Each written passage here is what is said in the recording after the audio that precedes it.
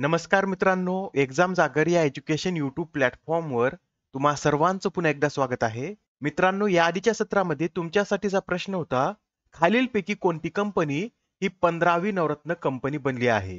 या प्रश्नाचं योग्य उत्तर आहे पर्याय क्रमांक 4 म्हणजेच इरकॉन इंटरनॅशनल लिमिटेड ही कंपनी 15वी नवरत्न कंपनी बनलेली आहे आणि 16वी नवरत्न कंपनी ही राईट्स लिमिटेड बनलेली आहे. या ज्या दोन्ही कंपन्या आहेत या रेल्वे मंत्रालयाअंतर्गत कार्य करतात.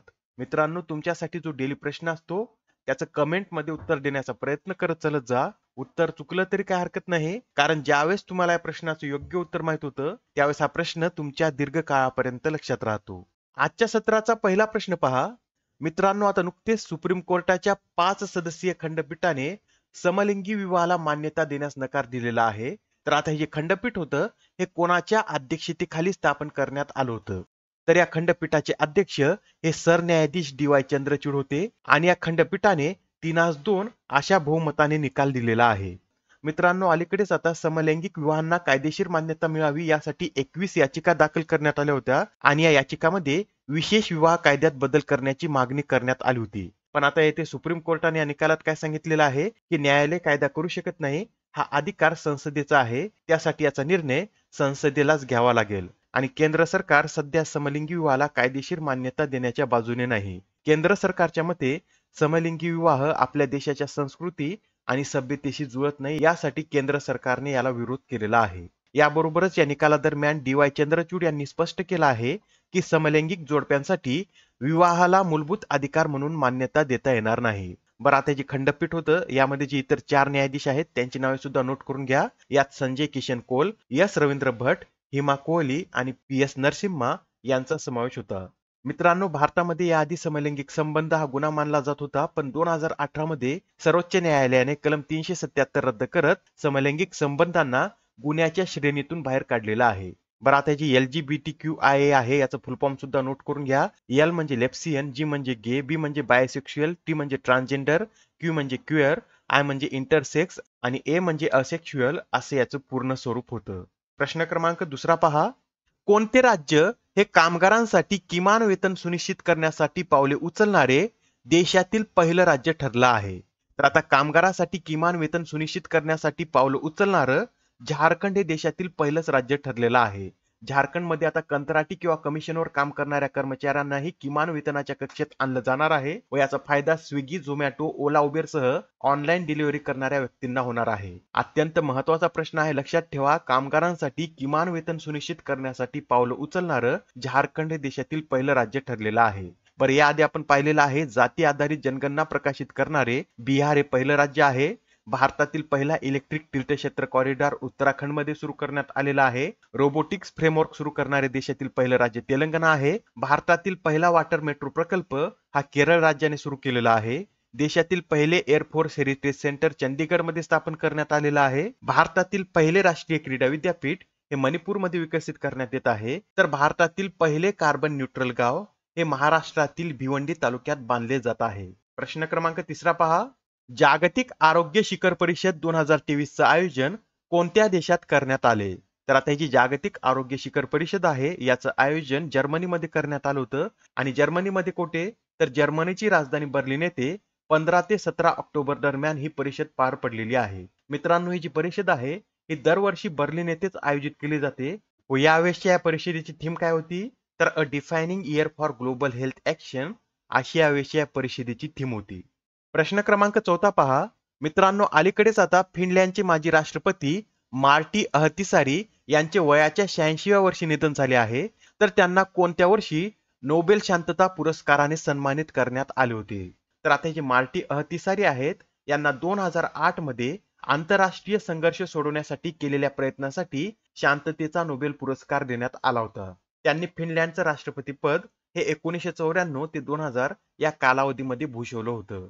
बरं मित्रांनो, तुम्हाला हे लक्षात आहे का 2023 चा नोबेल शांतता पुरस्कार कोणाला देण्यात आलेला आहे? तर 2023 साठीचा शांततेचा नोबेल पुरस्कार हा नरगेस मोहम्मदी यांना देण्यात आलेला आहे. प्रश्न क्रमांक 5 पहा. आता नुकतीच मणिपूर उच्च न्यायालयाचे मुख्य न्यायाधीश म्हणून कोणाची नियुक्ती करण्यात आली आहे? तर आता मणिपूर उच्च न्यायालयाचे मुख्य न्यायाधीश म्हणून न्यायमूर्ती सिद्धार्थ मृदुल यांची नियुक्ती करण्यात आलेली आहे. आता याचे न्यायमूर्ती सिद्धार्थ मृदुल आहेत, यांची 2008 रोजी दिल्ली उच्च न्यायालयाचे न्यायाधीश म्हणून नियुक्ती करण्यात आली होती व ते सर्वात वरिष्ठ न्यायाधीश म्हणून कार्यरत होते आणि आता त्यांची मणिपूर उच्च न्यायालयाचे मुख्य न्यायाधीश म्हणून नियुक्ती करण्यात आलेली आहे. यासोबतच हे सुद्धा लक्षात ठेवा, मुंबई उच्च न्यायालयाचे मुख्य न्यायाधीश हे देवेंद्र कुमार उपाध्याय आहेत, मद्रास उच्च न्यायालयाचे मुख्य न्यायाधीश हे संजय गंगापूरवाला आहेत व तेलंगणा उच्च न्यायालयाचे मुख्य न्यायाधीश हे आलोक आराधे हे आहेत.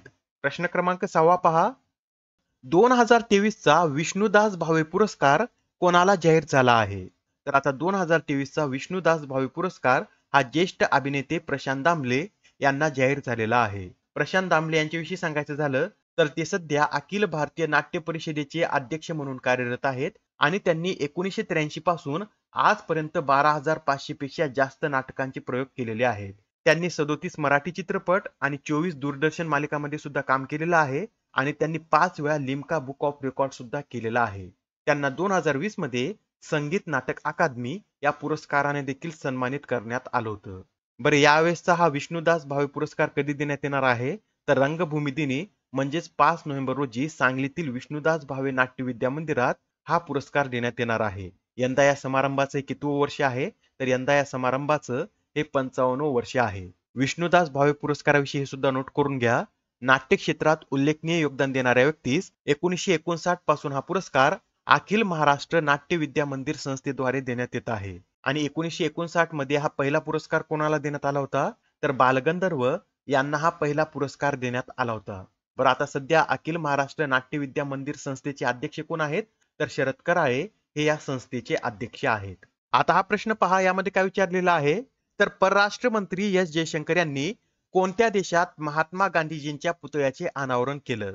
या प्रश्नाचं योग्य उत्तर आहे पर्याय क्रमांक 3 म्हणजेच व्हिएतनाम या देशामध्ये परराष्ट्र मंत्री एस जयशंकर यांनी महात्मा गांधीजींच्या पुतळ्याचं अनावरण केलेलं आहे. मित्रांनो, एस जयशंकर हे सध्या 18व्या भारत व्हिएतनाम संयुक्त परिषदेसाठी व्हिएतनाम या देशाच्या दौऱ्यावर गेलेले आहेत आणि या दरम्यानच त्यांनी याआधी रवींद्रनाथ टागोर यांच्या पुतळ्याचं अनावरण केलं होतं आणि आता व्हिएतनाम मधील टाओ डॅन पार्क मध्ये महात्मा गांधीजींच्या पुतळ्याचं सुद्धा अनावरण केलेलं आहे. याबरोबरच एस जयशंकर यांनी भारत आणि व्हिएतनाम मधल्या राजनैतिक संबंधाची 50 वर्षे पूर्ण झाल्याच्या स्मृतीप्रित्यर्थ एका विशेष तिकिटाचंही अनावरण केलेलं आहे.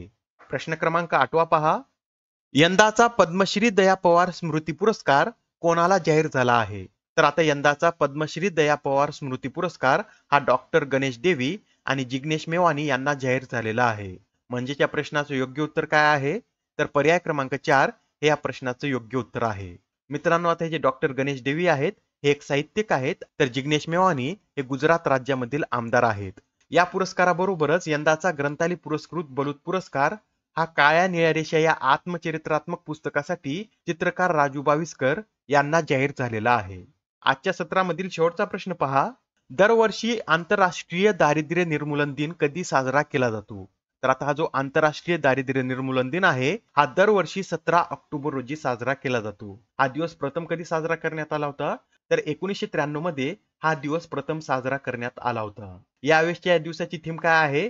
तर decent work and social protection putting dignity in practice for all अशी यावेळेसच्या दिवसाची थीम आहे. आजच्या सत्रामधील तुमच्यासाठीचा प्रश्न पहा. 20 वर्षाखालील world junior rapid chess championship स्पर्धेचं विजेतेपद कोणी पटकावलं आहे? आता या प्रश्नाचं उत्तर कमेंट मध्ये देण्याचा प्रयत्न करा. उत्तर चुकलं तरी काय हरकत नाही, कारण ज्यावेळेस तुम्हाला या प्रश्नाचं योग्य उत्तर माहित होतं त्यावेळेस हा प्रश्न तुमच्या दीर्घकाळापर्यंत लक्षात राहतो. तर आता पुढच्या सत्रामध्ये पुन्हा भेटूया. धन्यवाद.